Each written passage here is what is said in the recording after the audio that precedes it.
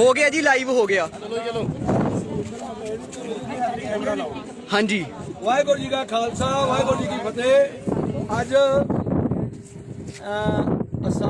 ਜਿਹੜਾ ਬੰਗਾਲ ਦੇ ਵਿੱਚ ਬੀਜੇਪੀ ਦੀ ਹਾਰ ਹੋਈ ਆ। ਲਗਭਗ 5 ਸਟੇਟਾਂ 'ਚ ਇਲੈਕਸ਼ਨ ਸੀ ਔਰ 5 ਸਟੇਟਾਂ ਦੇ ਵਿੱਚੋਂ 4 ਦੇ ਵਿੱਚ ਬੀਜੇਪੀ ਬੜੀ ਬੁਰੀ ਤਰ੍ਹਾਂ ਹਾਰੀ ਹੈ। ਸੋ ਇਹ ਅਸੀਂ ਸਮਝਦੇ ਹਾਂ ਕਿ ਜਿਹੜੇ ਕਿਸਾਨ ਅੰਦੋਲਨ ਦੀ ਜਿੱਤ ਹੋਈ ਹੈ, ਆਮ ਦੇਸ਼ ਦੇ ਵਰਗ ਦੇ ਸਾਰੇ ਲੋਕਾਂ ਨੇ, ਕਿਸਾਨਾਂ ਨੇ, ਮਜ਼ਦੂਰਾਂ ਨੇ, ਹਰ ਵਰਗ ਨੇ ਇਸ ਅੰਦੋਲਨ ਦੀ ਸਪੋਰਟ ਕੀਤੀ ਹੈ ਔਰ ਦੇਸ਼ ਦੇ ਅੰਨਦਾਤਾ ਨਾਲ ਖੜੇ ਹੋਏ ਨੇ। ਸਾਡਾ ਇਹ ਕੋਈ ਮਨਸ਼ਾ ਨਹੀਂ ਸੀ ਕਿ ਕਿਸੇ ਹੋਰ ਰਾਜਨੀਤਿਕ ਪਾਰਟੀ ਨੂੰ ਜਿਤਾਉਣਾ, ਪਰ ਸਾਡੀ ਇਹ ਮਨਸ਼ਾ ਸੀ ਕਿ ਬੀਜੇਪੀ ਜਿਹੜੀ ਸਰਕਾਰ ਕੇਂਦਰ ਦੀ ਆ ਉਹ ਇਸ ਦੇਸ਼ ਦੇ ਅੰਨਦਾਤਾ ਦੀ ਗੱਲ ਨਹੀਂ ਸੁਣ ਰਹੀ। ਇਸ ਕਰਕੇ ਦੇਸ਼ ਦਾ ਅੰਨਦਾਤਾ ਜਿਹੜਾ ਹੈ ਉਹ ਵੱਖ-ਵੱਖ ਸਟੇਟਾਂ 'ਚ ਗਿਆ, ਪ੍ਰਚਾਰ ਕੀਤਾ ਔਰ ਅੱਜ ਉਹਦੀ ਜਿੱਤ ਹੋਈ ਹੈ ਕਿ ਬੀਜੇਪੀ ਦੀ ਹਾਰ ਹੋਈ ਹੈ। ਬੀਜੇਪੀ ਨੂੰ ਹਰਾਉਣਾ ਇਹ ਜ਼ਰੂਰੀ ਸੀਗਾ ਕਿਉਂਕਿ ਜਿਹੜੀ ਤਾਨਾਸ਼ਾਹ ਸਰਕਾਰ ਹੈ 5 ਮਹੀਨਿਆਂ ਤੋਂ ਦੇਸ਼ ਦਾ ਅੰਨਦਾਤਾ ਅੰਦੋਲਨ 'ਚ ਹੈ, ਸੜਕ ਤੇ ਬੈਠਾ ਹੈ ਔਰ ਉਹਦੀ ਕੋਈ ਬਾਂਹ ਫੜ ਨਹੀਂ ਰਹੀ ਹੈ ਸਰਕਾਰ, ਉਹਦੀ ਕੋਈ ਸਾਰ ਨਹੀਂ ਲੈ ਰਹੀ। ਸੋ ਅੱਜ ਵੱਡੀ ਹਾਰ ਹੋਈ ਹੈ। ਜਿਹੜਾ ਅਮਿਤ ਸ਼ਾਹ ਕਹਿੰਦਾ ਸੀ ਕਿ 200 ਤੋਂ ਪਾਰ ਜਾਵਾਂਗੇ ਬੰਗਾਲ ਦੇ ਵਿੱਚ, ਅੱਜ ਉਹ ਜਿਹੜਾ ਬਿਲਕੁਲ ਬੁਰੀ ਤਰ੍ਹਾਂ ਹਾਰ ਹੋਈ ਉਹਨਾਂ ਦੀ, ਉਹਨਾਂ ਦੇ ਕਹਿ ਦਿਓ ਮੂੰਹ ਤੇ ਕਰਾਰੀ ਚਪੇੜ ਪਈ ਹੈ ਇਹ। ਔਰ ਇਹ ਸਮਝਣਾ ਚਾਹੀਦਾ ਬੀਜੇਪੀ ਨੂੰ ਕਿ ਜੇ ਅੱਜ ਦੇਸ਼ ਦੇ ਅੰਨਦਾਤਾ ਦੀ ਨਹੀਂ ਸੁਣਦੇ ਤੇ ਇਹ ਪੂਰੇ ਭਾਰਤ ਦੇ ਵਿੱਚੋਂ ਬੀਜੇਪੀ ਦਾ ਪੂਰਨ ਸਫਾਇਆ ਕਰ ਦਿਆਂਗੇ। ਸੋ ਮੇਰੇ ਨਾਲ ਪ੍ਰਸਿੱਧ ਖਿਡਾਰੀ ਮਨਜਿੰਦਰ ਸਿੰਘ ਨੇ, ਇਹ ਬੋਲਣਗੇ ਕੁਝ ਸ਼ਬਦ, ਫਿਰ ਡੱਲੇਵਾਲ ਸਾਹਿਬ ਨੇ, ਸਿਰਸਾ ਸਾਹਿਬ ਨੇ, ਸਾਡਾ ਹਰਿਆਣੇ ਤੋਂ ਆਗੂ ਨੇ ਨੌਜਵਾਨ ਕੋਹਾੜ ਸਾਹਿਬ ਨੇ। ਸੋ ਸਾਰੇ ਇਹ ਵੀਰ ਬੋਲਣਗੇ, ਸਾਡੇ ਨਾਲ ਨੇਕ ਬਾਬਾ ਹੈ ਨੌਜਵਾਨਾਂ ਦਾ ਆਗੂ, ਇਹ ਸਾਰੇ ਬੋਲਣਗੇ। ਸੋ ਮੈਂ ਬੇਨਤੀ ਕਰਾਂਗਾ ਹੁਣ ਸਾਡੇ ਵੀਰ ਮਨਜਿੰਦਰ ਨੂੰ ਕਰਾਂਗਾ। ਚਲੋ ਨੇਕ ਬਾਬਾ ਤੋਂ ਸ਼ੁਰੂ ਕਰ। ਵਾਹਿਗੁਰੂ ਜੀ ਕਾ ਖਾਲਸਾ, ਸ਼੍ਰੀ ਵਾਹਿਗੁਰੂ ਜੀ ਕੀ ਫਤਿਹ। ਪਹਿਲਾਂ ਤਾਂ ਮੈਂ ਸਾਰਿਆਂ ਨੂੰ ਆਪਣੀ ਮੇਜਰ ਲੀਗ ਕਬੱਡੀ ਫੈਡਰੇਸ਼ਨ ਵੱਲੋਂ ਵਧਾਈ ਦਿੰਦਾ ਵਾਂ ਵੀ ਜੋ ਮੋਦੀ ਦੀ ਹਾਰ ਹੋਈ ਆ ਬਹੁਤ ਚੰਗਾ ਹੋਇਆ ਵਾ, ਕਿਉਂਕਿ ਮੋਦੀ ਸਾਹਿਬ ਨੇ ਆਪ ਘੱਟੋ ਘੱਟ 70 ਰੈਲੀਆਂ ਬੰਗਾਲ ਦੇ ਵਿੱਚ ਕੀਤੀਆਂ ਹੋਣੀਆਂ। 70 ਰੈਲੀਆਂ ਦਾ ਨਤੀਜਾ ਉਹਨੂੰ ਮਿਲ ਗਿਆ ਵੀ ਆਪਣੇ ਨਾਲ ਲੋਕ ਕਿਸਾਨਾਂ ਨਾਲ ਮੋਢਾ ਜੋੜ ਕੇ ਖੜੇ ਆ। 5 ਸੂਬਿਆਂ ਵਿੱਚੋਂ ਜੋ 4 ਸੂਬਿਆਂ ਵਿੱਚ ਹੋਰਨਾਂ ਪਾਰਟੀਆਂ ਦੀ ਜਿੱਤ ਹੋਈ ਆ। ਇਹਦੀ ਖੁਸ਼ੀ ਵਿੱਚ ਅਸੀਂ ਮੇਜਰ ਲੀਗ ਕਬੱਡੀ ਫੈਡਰੇਸ਼ਨ ਵੱਲੋਂ ਜਾਂ ਪੰਜਾਬ ਹਰਿਆਣਾ ਦੇ ਸਾਰੇ ਕਬੱਡੀ ਪਲੇਅਰ ਵੱਲੋਂ ਜਾਂ ਆਪਣੇ ਆਗੂ ਆਪਣੇ ਨਾਲ ਨੇ ਸਾਰੇ ਜੋ ਜਥੇਬੰਦੀਆਂ ਦੇ ਮੋਹਤਵਾਰ ਨੇ, ਆਪਾਂ ਇਸ ਖੁਸ਼ੀ ਵਿੱਚ ਮੋਦੀ ਦੀ ਹਾਰ ਵਿੱਚ ਨਹੀਂ ਕਿਸਾਨਾਂ ਦੀ ਜਿੱਤ ਵਿੱਚ ਆਪਾਂ ਲੱਡੂ ਵੰਡਾਂਗੇ। ਵਾਹਿਗੁਰੂ ਜੀ ਕਾ ਖਾਲਸਾ ਵਾਹਿਗੁਰੂ ਜੀ ਕੀ ਫਤਿਹ। ਡੱਲੇਵਾਲ ਸਾਹਿਬ देखो ਅੱਜ ਤੁਸੀਂ ਦੇਖ ਰਹੇ ਹੋ ਕਿਸ ਤਰ੍ਹਾਂ ਦਾ ਮਾਹੌਲ ਮੋਰਚੇ ਦੇ ਅੰਦਰ ਬਣਿਆ ਹੋਇਆ ਹੈ। ਹਰ ਵਿਅਕਤੀ, ਚਾਹੇ ਉਹ ਸਾਡੀਆਂ ਬੀਬੀਆਂ ਬੈਠੀਆਂ ਨੇ ਮੋਰਚੇ 'ਚ, ਚਾਹੇ ਸਾਡੇ ਬਜ਼ੁਰਗ ਬੈਠੇ ਨੇ, ਚਾਹੇ ਸਾਡੇ ਨੌਜਵਾਨ ਬੈਠੇ ਨੇ, ਚਾਹੇ ਸਾਡੇ ਇੱਕ ਵੱਖਰੀ ਕਿਸਮ ਦੇ ਨੌਜਵਾਨ ਪਲੇਅਰ ਬੈਠੇ ਨੇ, ਹਰ ਇੱਕ ਦੇ ਅੰਦਰ ਇੱਕ ਚਾਅ ਹੈ। ਚਾਅ ਕਿਸ ਗੱਲ ਦਾ ਕਿ ਅਸੀਂ ਮੋਰਚੇ ਦੀ ਇੱਕ ਜਿੱਤ ਜਿੱਤੀ ਹੈ, ਮੋਰਚੇ ਨੇ ਸਾਡੇ ਨੇ ਇੱਕ ਜਿੱਤ ਜਿੱਤੀ ਹੈ। ਇਸ ਖੁਸ਼ੀ ਨੂੰ ਜ਼ਾਹਰ ਕਰਨ ਲਈ ਆਰ ਕੀਤਾ ਹੈ ਮੁੰਡਿਆਂ ਨੇ ਕਿ ਇੱਥੇ ਲੱਡੂ ਵੰਡਣ ਦਾ ਪ੍ਰੋਗਰਾਮ ਬਣਾਇਆ ਜਿਹੜਾ ਤੁਹਾਡੇ ਸਾਹਮਣੇ ਹੈ। ਪਰ ਮੈਂ ਇੱਕ ਗੱਲ ਇਹ ਕਹਾਂ ਕਿ ਸਰਕਾਰ ਜਿਸ ਤਰੀਕੇ ਦੇ ਨਾਲ ਲੋਕਾਂ ਦੇ ਉੱਤੇ ਹਿਟਲਰ ਸ਼ਾਹੀ ਰਵੱਈਆ ਅਖਤਿਆਰ ਕਰਕੇ ਚੱਲ ਰਹੀ ਸੀ ਨਾ, ਇਹ ਉਹਦੀ ਹਾਰ ਹੈ, ਉਹ ਸੋਚ ਦੀ ਹਾਰ ਹੈ। ਔਰ ਲੋਕਾਂ ਦੀ ਆਵਾਜ਼, ਇਹ ਅੰਦੋਲਨ ਹੈ ਜਿਹੜਾ, ਜਿਹਨੂੰ ਕਦੇ ਸਰਕਾਰ ਕਹਿੰਦੀ ਸੀ ਨਾ ਮੁੱਠੀ ਭਰ ਲੋਕ ਨੇ, ਇਹ ਤਾਂ ਜੀ ਇਕੱਲੇ ਪੰਜਾਬ ਦੇ ਨੇ, ਇਕੱਲੇ ਹਰਿਆਣੇ ਦੇ ਨੇ।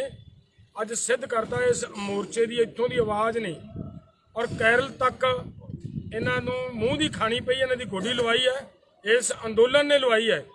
ਔਰ ਇਸ ਅੰਦੋਲਨ ਦੀ ਆਵਾਜ਼ ਨੂੰ ਜਿਸ ਤਰ੍ਹਾਂ ਲੋਕਾਂ ਨੇ ਸਵੀਕਾਰਿਆ ਹੈ, ਅਸੀਂ ਪੂਰੇ ਦੇਸ਼ ਦੇ ਲੋਕਾਂ ਦਾ, ਦੇਸ਼ ਦੇ ਵੋਟਰਾਂ ਦਾ, 5 ਸਟੇਟਾਂ ਦੇ ਉਹਨਾਂ ਲੋਕਾਂ ਦਾ ਜਿਨ੍ਹਾਂ ਨੇ ਇਹਨਾਂ ਨੂੰ ਵੋਟ ਨਾ ਪਾ ਕੇ ਇਹਨਾਂ ਦੇ ਮੂੰਹ ਤੇ ਚਪੇੜ ਮਾਰੀ ਹੈ, ਉਹਨਾਂ ਸਭ ਦਾ ਤਹਿ ਦਿਲੋਂ ਸੰਯੁਕਤ ਕਿਸਾਨ ਮੋਰਚੇ ਵੱਲੋਂ ਧੰਨਵਾਦ ਕਰਦੇ ਹਾਂ।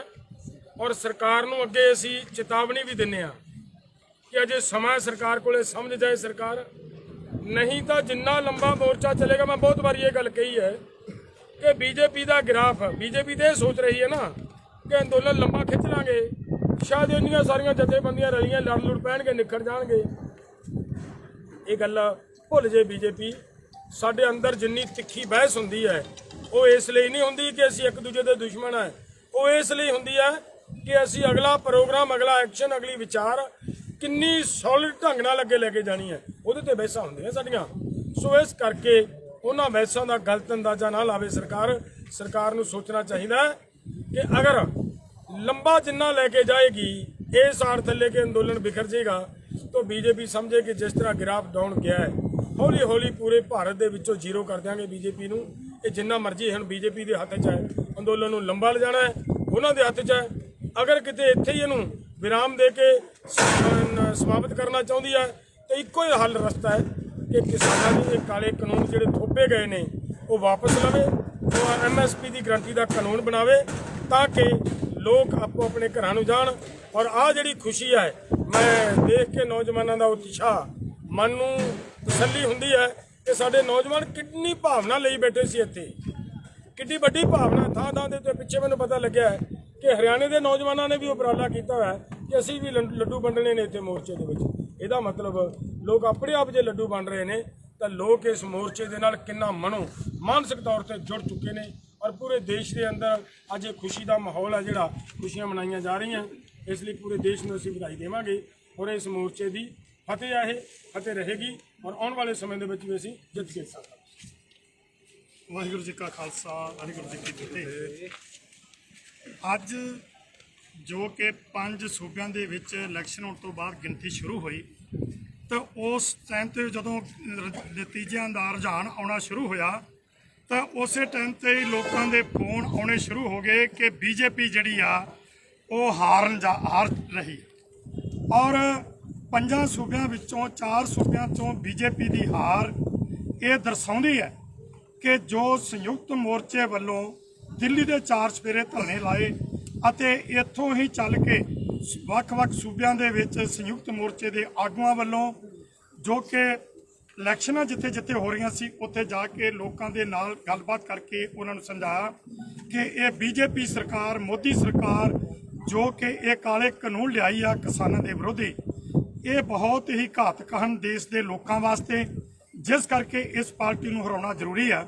ਔਰ ਮੈਂ ਸਮਝਦਾ ਹਾਂ ਕਿ ਇਹ ਬਹੁਤ ਵੱਡਾ 4 ਸੂਬਿਆਂ ਚੋਂ ਜਿੱਥੋਂ ਅੱਜ BJP ਆ ਰਹੀ ਆ ਉਹਨਾਂ ਲੋਕਾਂ ਨੇ ਮੋਦੀ ਦੇ ਮੂੰਹ ਦੇ ਉੱਤੇ ਇੱਕ ਤਮਾਚਾ ਮਾਰਿਆ।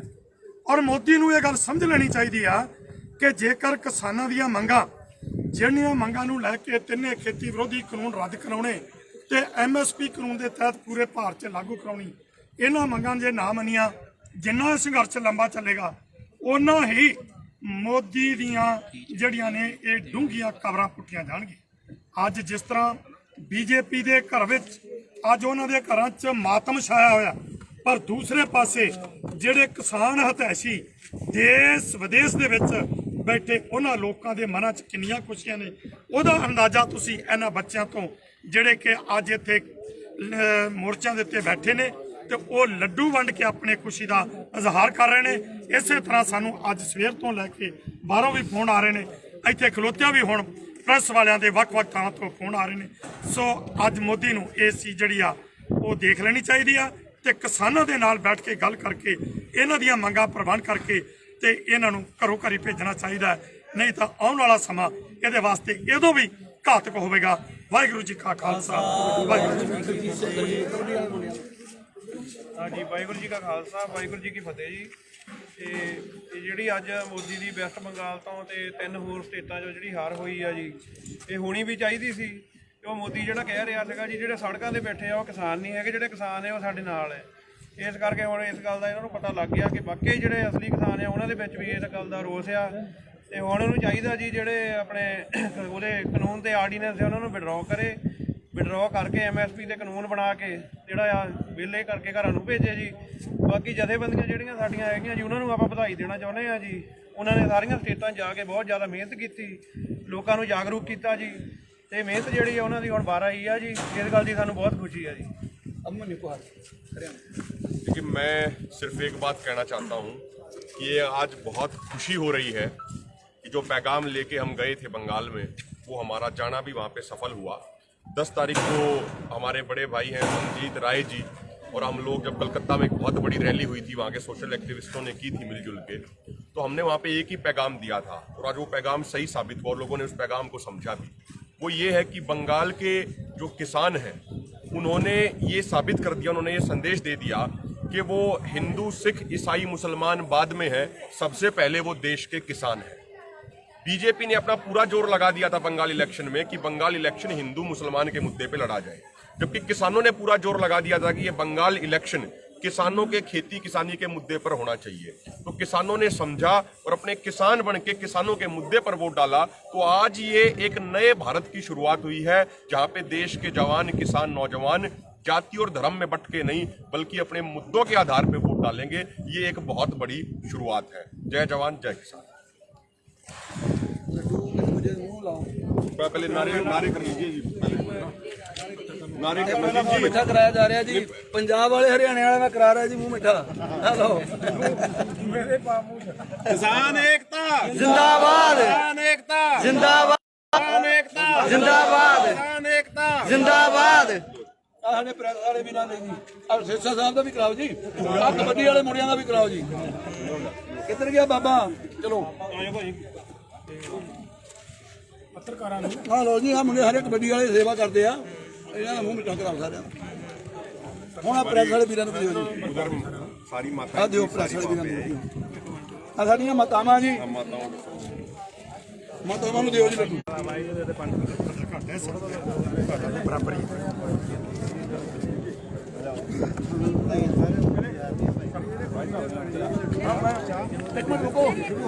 ਇੱਥੇ ਸਾਰੇ ਹੀ ਕਿਸਾਨਾਂ ਦੇ ਵਿੱਚ ਭਾਰੀ ਖੁਸ਼ੀ ਦੀ ਲਹਿਰ ਹੈ। ਵੇਖੋ ਬਹੁਤ ਨਾਮੁਮਕਿਨ ਲੱਗਦਾ ਸੀਗਾ ਬੰਗਾਲ ਦੇ ਵਿੱਚ